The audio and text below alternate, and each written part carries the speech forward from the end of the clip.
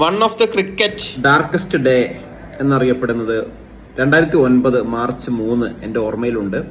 അന്ന് പാകിസ്ഥാനിലെ ലാഹോറിലെ ഗദ്ദാഫി സ്റ്റേഡിയത്തിലേക്ക് കളിക്കാൻ പോയ ശ്രീലങ്കൻ പ്ലെയേഴ്സ് സഞ്ചരിച്ചിരുന്ന ബസ് ടെററിസ്റ്റ് അറ്റാക്ക് ചെയ്തു.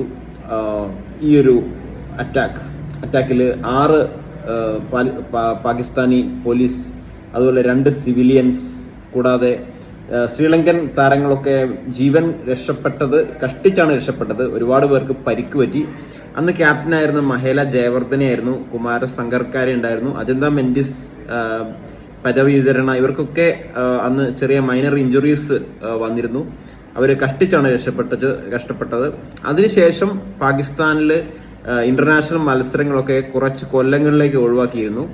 എപ്പോഴാണ് അവിടെ ഒരു ടെററിസ്റ്റ് അറ്റാക്ക് ഉണ്ടാകുക എന്ന് പറയാൻ പറ്റില്ല. ഇപ്പോൾ ഇന്ത്യയിലും ഡൽഹിയിലും മറ്റുള്ള സ്ഥലങ്ങളിലും ഒക്കെ ഇത്തരം ടെററിസ്റ്റുകൾ അറ്റാക്കുകൾ നടക്കുന്നത് നമ്മൾ ന്യൂസിൽ വരുന്നുണ്ട്. അപ്പോൾ ക്രിക്കറ്റിലും ഇതുപോലെ ടെററിസ്റ്റ് അറ്റാക്ക് സംഭവിച്ചിട്ടുണ്ട്.